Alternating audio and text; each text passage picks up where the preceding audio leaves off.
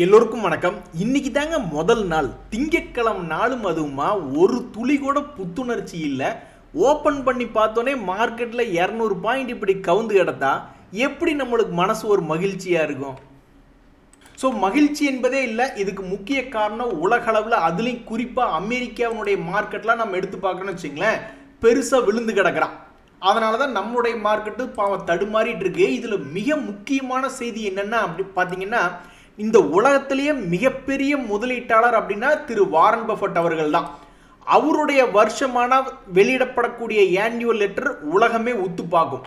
அப்போ அவர் ஒரு முக்கியமான விஷயம் என்ன சொல்லியிருக்கார், அட்வைஸ் பண்ணியிருக்கார் அப்படின்னு பார்த்தீங்கன்னா, இப்போ சமீபத்தில் பல உலக நாடுகள் பயத்திலையும் பல ஷேர் மார்க்கெட்டுகள் கீழே விழுகிறதுக்கும் காரணமான ட்ரம்ப் அவர்களுடைய டேரிஃப் பாலிசியும் சமீபத்தில் காரணம். அப்போ ட்ரம்ப் அவர்களுக்கு இவர் என்ன ஒரு அட்வைஸ் கொடுக்குறாரு அப்படின்னு பார்த்தீங்கன்னாக்கா, பார்த்து பக்குவமாக செலவு பண்ணுங்க, நம்மளுடைய அமெரிக்க கரன்சியை ஸ்டேபிளாக வச்சிருங்க அப்படின்ற மாதிரி ஒரு அறிவுரை சொல்றாரு. அப்போ ஒருவேளை அவர் ஏதோ ஒரு கும்பா நிகழ்ச்சி நடந்துருமோன்னு சென்ஸ் பண்றாரா, ஏதோ ஒன்று யோசிக்கிறாரா, பார்த்துப்பா நம்மளுடைய அமெரிக்க கரன்சி கொஞ்சம் பக்குவமாக ஹேண்டில் பண்ணுப்பா அப்படின்ற மாதிரி ஏதாவது நினைக்கிறாரா அப்படின்றதா இப்போ ஒரு முக்கியமான விஷயமா இருக்கு. அப்படி ஒருவேளை அமெரிக்க கரன்சியை கும்பா பாடி விட்டார்னு வச்சுங்களேன், அப்போதாங்க நம்மளுக்கு ஒரு மறுமலர்ச்சி அப்படின்றது கிடைக்கும் நம்ம மார்க்கெட்டில். ஏன்னா இப்போ அமெரிக்கா நல்லா இருக்குது, அங்கேயும் நல்லா வட்டி கொடுக்குறாங்க, எப்படியும் கவர்மெண்ட் பாண்டெல்லாம் ஏமாற்ற மாட்டாங்க அப்படின்ட்டு தான் பணம் பெருவாரியாக அங்கே போய்கிட்டு இருக்கு. ஒருவேளை அங்கேயே பெரிய கும்பாவாக வருது அப்படின்ற மாதிரி ஏதாவது நடந்ததுன்னா தான் அப்போ நம்ம நல்லா இருப்போம். ஏன்னா நம்மளுடைய பொருளாதாரம் இம்போர்ட் பண்ணி வாழக்கூடிய ஒரு பொருளாதாரம். அதே மாதிரி நம்மளுடைய பொருளாதாரம் கன்சப்ஷன் பேஸ்டு, நம்மளே தயாரித்து நம்மளே யூஸ் பண்ணிக்கிற மாதிரி தான் பெரும்பாலும் நம்ம இருந்துக்கிட்டு இருக்கோம். அதனால் நம்மளுக்கு உள்ளே வரக்கூடிய பணம் கிராஷ் ஆகி, மற்ற பொருளாதாரங்கள் கிராஷ் ஆகி நம்மளுக்கு மலிவு விலையில் வந்ததுன்னா நம்மளுக்கு சந்தோஷம்தான். நண்பர்களே, ஈக்விட்டாஸ் ஸ்மால் ஃபினான்ஸ் பேங்க் அப்படின்ற ஷேரினுடைய விலை என்பது கடந்த ஒரு வருஷத்தினுடைய லோவில் ட்ரேட் ஆகிட்டு இருக்கு அப்படின்றது ஒரு செய்தி. இது சமீபத்தில் கடந்த 5 வருஷத்துல எங்கிருந்து தன்னுடைய பயணத்தை ஆரம்பித்தான் அப்படின்னு பார்த்தீங்கன்னாக்கா, இந்த 40 ரூபா 60 ரூபா ரேஞ்சில் தான் இவனுடைய வாழ்க்கையை ஆரம்பித்தான். இந்த ஸ்டாக்ல வந்து என்ன ஒரு செய்தி அப்படின்னு வருதுன்னு பார்த்தீங்கன்னாக்கா, இருக்கிறதுலே ஒரு பெஸ்ட் எஃப்டி ரேட் அப்படின்றது ஆஃபர் பண்ணுறாங்க. அதாவது சீனியர் சிட்டிசனுக்கு கிட்டத்தட்ட 9% இன்ட்ரெஸ்ட் ஆஃபர் பண்ணுறாங்க bank FD, fixed term deposit அப்படின்ற மாதிரி செய்திகள் வருது. அதே மாதிரி 2 முக்கியமான செய்திகள் என்ன அப்படின்னு பார்த்தீங்கன்னா, இந்த டாடா மோட்டார்ஸ் அப்படின்ற ஷேர் தன்னுடைய ஒரு வருஷ லோ பக்கத்தில் ட்ரேட் ஆகி கொண்டிருக்கக்கூடிய ஒரு பங்கு. இதில் என்ன சமீபத்தினுடைய செய்தியில் வந்தது எல்லாமே பெரிய செய்திகள், சாதாரண விஷயமே கிடையாது. நஷ்டத்தில் இருந்த பங்கு 100 ரூபாய் 200 ரூபாய் ரேஞ்சில் ட்ரேட் ஆகிட்டு இருந்த பங்கு 1200 ரூபா வரைக்கும் போனான். ஏன் அப்படின்னா அது நஷ்டமான கம்பெனி லாபகரமாக மாறியது அப்படின்னு. அதுவும் ஒரு மிகப்பெரிய செய்தி. அதே மாதிரி எலக்ட்ரிக் வெஹிக்கிளில் தற்போதைக்கு ஒரு டாப் ஸ்பாட்ல மார்க்கெட் ஷேர் அதிகமாக வைத்திருக்கான் அப்படின்றதும் ஒரு மிகப்பெரிய பிக் நியூஸ் அப்படின்றது டாடா மோட்டரில். அதுக்கப்புறம் வந்து சமீபத்தில் அவங்களுடைய டிவிஆர்லாம் க்ளோஸ் பண்ணி நார்மல் ஷேரை இஷ்யூ பண்ணாங்க அப்படின்றதும் ஒரு மிகப்பெரிய செய்தி. அதை விட எல்லாத்தையும் விட பெரிய செய்தி என்னன்னா, 1200 ரூபா இருந்தவன் கண்ணு முன்னாடி நம்ம சுதாரிக் யாராக இருந்தாலும் எப்படி இதை உணர முடியும், கிட்டத்தட்ட 3 மாசத்துல உணர்ந்திருக்காங்க. கொஞ்சம் கொஞ்சமாக இறங்கி 1200 ரூபாயிலிருந்து கிட்டத்தட்ட 50% கும்பாய் வந்திருக்கிறதும் மிகப்பெரிய ஒரு செய்தி. கடைசியாக இன்னும் ஒரு செய்தி, ஏதாவது இதில் மிகப்பெரிய செய்தி ஏதாவது பெண்டிங் இருக்குது அப்படின்னு பார்த்தா, இன்னுமே அவங்க பேசஞ்சர் வெஹிக்கிள் தனியாக, கமர்ஷியல் வெஹிக்கிள் தனியாக அவங்க ஏதோ ஸ்பிளிட்டிங் அப்படின்றது ஒரு செய்தி இருக்குது. அதுவும் ஒரு மிகப்பெரிய செய்தி. அந்த செய்தி வரும்பொழுது இவன் எப்படி இருப்பான் அப்படின்றது ஒரு புரியாத புதிராக உள்ளது. நண்பர்களே, இன்னும் ஒரு முக்கியமான செய்தி, இன்ஃபேக்ட் இது ஒரு சந்தோஷமான செய்தி அப்படின்னு பார்த்தீங்கன்னா, முதல்ல இந்த MSCI இண்டெக்ஸ்னு ஒன்று இருக்கு. அவங்களுடைய ரீபேலன்ஸை பொறுத்து நிறைய ஃபாரினர்ஸ் அவங்களுடைய போர்ட்ஃபோலியோ ரீபேலன்ஸ் பண்ணிக்கிட்டு இருந்தாங்க. அப்புறம் சமீபத்தில் பாப்புலரான இந்த FTSE இந்தியா அப்படின்ற இண்டெக்ஸும் நிறைய பாப்புலர் ஆகிட்டு இருக்கு. அவங்க தகவல்களை வெளியிடும் பொழுது நம்மளுடைய மார்க்கெட்டில் FISனுடைய டேட்டா ரொம்பவுமே ஃப்ளக்சுவேஷனாக இருக்கக்கூடியதை நம்ம சமீபத்தில் பார்த்துக்கிட்டு இருந்தோம். அந்த வகையில் இப்போ ஒரு செய்தி என்ன போகுது அப்படின்னு பார்த்தீங்கன்னா, இந்த FTSE இந்தியாவில் அடிஷ்னலாக ஏட் ஆகக்கூடிய பங்குகள் அவங்களுடைய ரீபேலன்ஸ் எப்படி இருக்கும் அப்படின்ற மாதிரிலாம் செய்தி போய்கிட்டு இருக்கு. அந்த செய்தி போய்கொண்டு இருக்கக்கூடிய நேரத்தில் சில பங்குகளை உள்ள ஏட் பண்ணுறாங்க அப்படின்னு செய்தி வரக்கூடிய நேரத்தில், அப்போ ஒரு ப்ரொஃபஷனலாக இருக்கக்கூடிய முதலீட்டாளர்கள், FIS ஃபாரின் இன்வெஸ்டர்ஸ், அவங்களை சார்ந்து இருக்கக்கூடிய இண்டெக்ஸ்கள்லாம் இன்னுமே இந்தியாவுக்கு ஒரு குறிப்பிட்ட வெயிட்டேஜ் என்பது தொடர்ந்து கொடுத்து கொண்டே இருக்கிறது அப்படின்றது ஒன்று தான் நல்ல செய்தி. மற்றபடி இந்த ப்ரொஃபஷனலாக இல்லாமல் உள்ளே வர்றாங்க வெளியே போகிறாங்க அந்த மாதிரி ட்ரேடிங் கான்செப்டில் ஹெட்ஜிங் ஃபண்ட்ஸ் அப்படின்ற ஹெட்ஜிங் ஃபண்ட்ஸ்னால் நிறைய பேர் என்ன நினச்சிட்டு இருக்காங்கன்னா ஏதோ ஒரு பொசிஷன் எடுக்கிறாங்க அதுக்கு ஹெட்ஜ் பண்ணிக்கிறாங்க அப்படின்ற மாதிரி அர்த்தம் கிடையாது.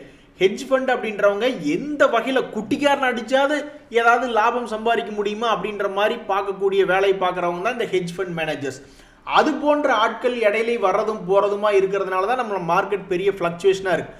மற்றபடி ஃபாரின் இன்வெஸ்டர்ஸ்லேயே இந்த மாதிரி ப்ரொஃபஷனலாக இருக்கிறவங்க பென்ஷன் ஃபண்ட் மேனேஜர்ஸ் அந்த மாதிரி லாங் டேர்மாக இந்தியாவை பார்க்குறவங்களும் இருக்க தான் செய்கிறாங்க. ஸோ இப்போதைக்கு அது போன்ற செய்திகள் மட்டும்தான் கொஞ்சம் ஆறுதலான செய்திகளாக இருக்குது. இங்கே பாருங்க நண்பர்களே, இறங்கி இருக்கிற மார்க்கெட்லேயும் சில பேர் சந்தோஷமாக சிரித்து இன்னைக்கு ஏறிக்கிட்டு இருக்கான். அவனோட கடந்த வரலாறு ரொம்பவுமே கஷ்டமானதாக இருக்கும். பட் இருந்தாலும் இன்னைக்கு நிலவரத்தை பொறுத்த வரைக்கும் ஏதாவது மேல் நோக்கி ஏறிய பங்குகள்னு பார்த்தா டேட்டா பேட்டர்ன்ஸ் ஒரு 4% இருக்கான். பிஃபைசர் அப்படின்ற ஒரு கம்பெனி நம்ம நியூயார்க்கு எடுத்து பார்த்துக்கிட்டு இருக்கோம். நம்ம இந்தியன் மார்க்கெட்டில் இருக்கக்கூடிய ஃபைசர் எடுத்து பார்க்கும்போது அவன் ஒரு 6% ஏறி சந்தோஷமாக சிரித்து பேசிக்கிட்டு இருக்கான். இந்த நாட்கோ ஒரு 4%ன்னு இறங்கி இருக்கிற மார்க்கெட்லேயும் சில ஸ்டாக்குகள் என்பது கெய்னர் லிஸ்ட்டில் வந்திருக்கு. அது மாதிரி தான் இந்த சத்ய நடையிலே அவர்கள் வந்து சமீபத்தில் ஒரு யூடியூபருக்கு பேட்டி கொடுத்துருந்தாரு. எவ்வளவு லட்சம் கோடி பாருங்க நண்பர்களே, அவங்க லெவலுக்கு கண்டுபிடிக்காம மட்டும் ஃபீல் பண்றாங்கன்னா அப்ப நம்மளும் ஏதோ தொழில் பண்றோம், ஸ்டாக் மார்க்கெட்ல இருக்கோம், ஒரு நல்ல ஸ்டாக்குகளை கண்டுபிடிக்கிறோம் அப்படின்றது எவ்வளவு முக்கியம் பாருங்க.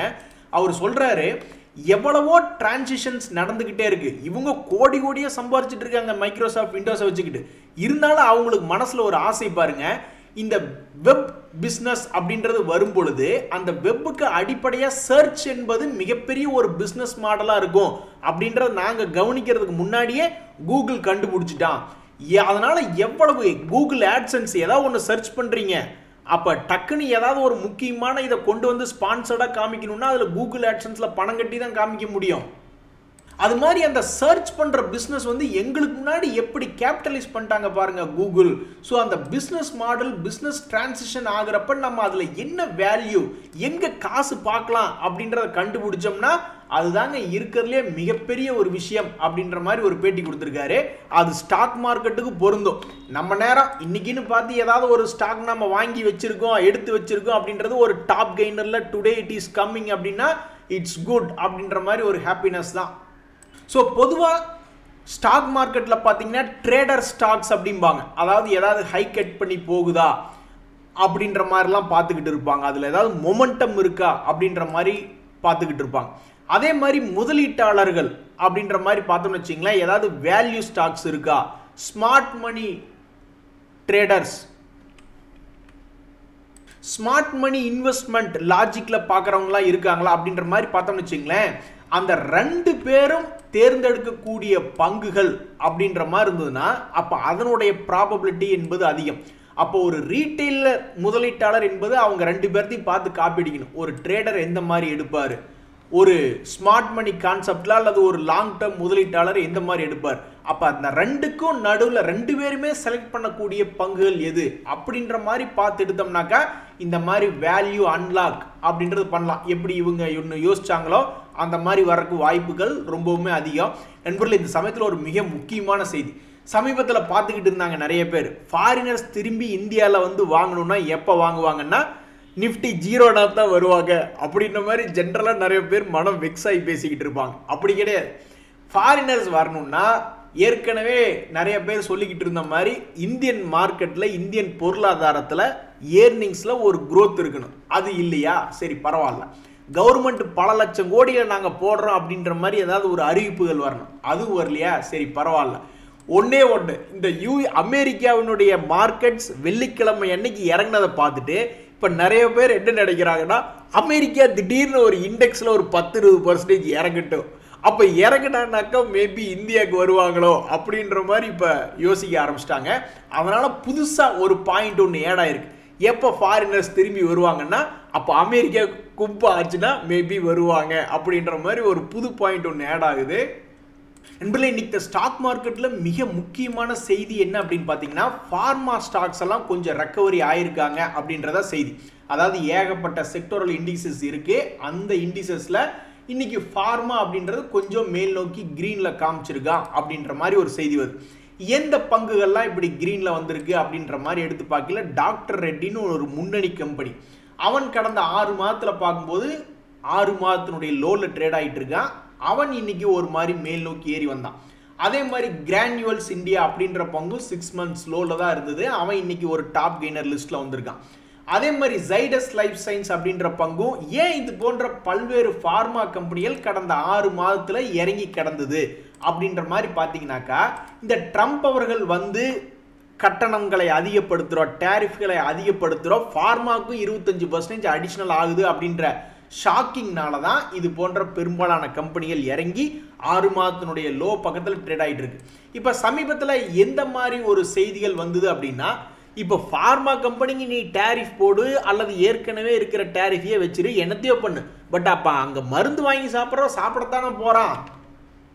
நீ டேரிஃப் இன்க்ரீஸ் பண்ணுறதுனால ஃபார்மா கம்பெனி, இந்திய ஃபார்மா கம்பெனியிலிருந்து ஒன்றுமே பொருளே வாங்காமல் இருக்க போகிறாங்களா அப்படின்ற மாதிரியெல்லாம் பல்வேறு கேள்விகள் சோஷியல் மீடியாக்களில் டிஸ்கஸ் பண்ணக்கூடிய இந்த சமயத்தில் இன்னைக்கு இது போன்ற பல்வேறு சில ஃபார்மா கம்பெனிகள் என்பது இன்னைக்கு அதனுடைய டாப் கெய்னரா, இன்னைக்கு இண்டெக்ஸில் வந்து ஒரு டாப் கெய்னரா இந்த ஃபார்மா இண்டெக்ஸ் அப்படின்றது வந்திருக்கு.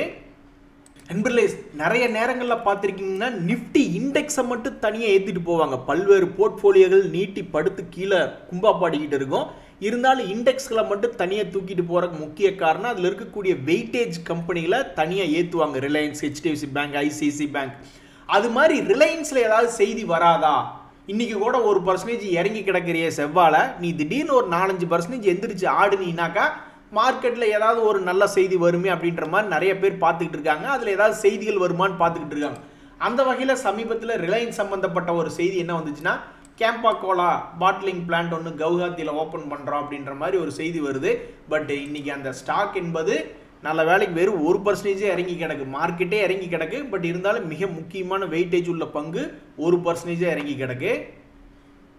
நண்பர்களே, வேறு ஏதாவது மிக முக்கியமான தகவல்கள் இருக்கு அப்படின்னு பார்த்தா சந்தோஷமான செய்திகள் சிலது இருக்கு. ஆர்வினலுக்கெல்லாம் ஆர்டர் கிடைச்சிருக்கு அப்படின்ற மாதிரி ஒரு செய்திகள் வந்தாலுமே அது வந்து கிட்டத்தட்ட 2% இறங்கி தான் கிடக்கு. ஸோ கிட்டத்தட்ட சமீபத்தில் 156 கோடி மதிப்பிலான ஆர்டர் கிடைச்சிருக்கு அப்படின்ற செய்தி அந்த ஸ்டாக்கை இன்னைக்கு பெருசாக தூக்கி விடல.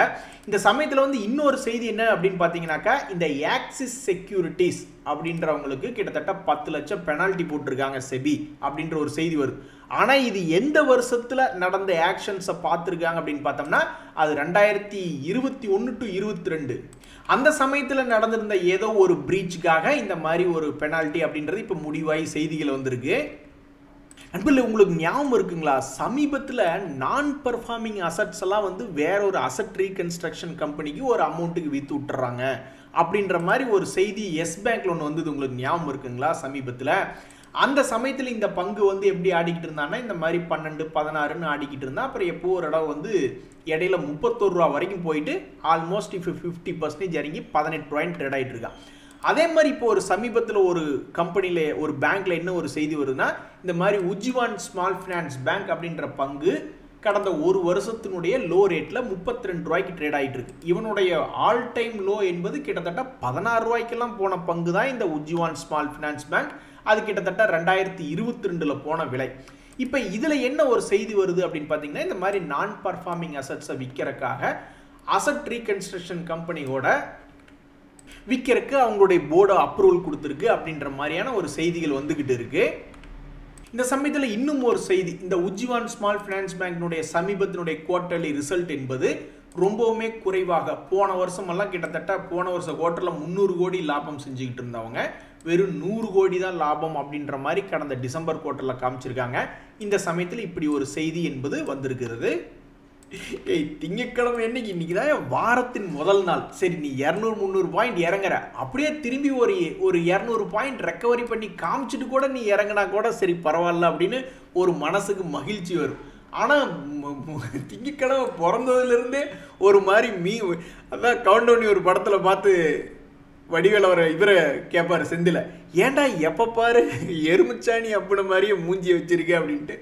கடந்த சில நாட்களாக இந்த மார்க்கெட் சரியில்லாமல் இருக்கிறதுனால மனசுக்கு ரொம்ப கஷ்டமாக இருக்குது. இன்றைய நேரத்தில் நிறைய முக்கியமான செய்திகள் வந்திருக்கு. இந்த முக்கியமான செய்திகள் அடுத்தடுத்த நாட்கள் எப்படி இருக்குது அப்படின்றத பொறுத்து இருந்தால் பார்க்கணும். இன்றைய தகவல் அனைத்து உங்களுக்கு உதவியாக இருந்ததுன்னு எனக்கு மகிழ்ச்சி தான். ரொம்ப நன்றி, வணக்கம்.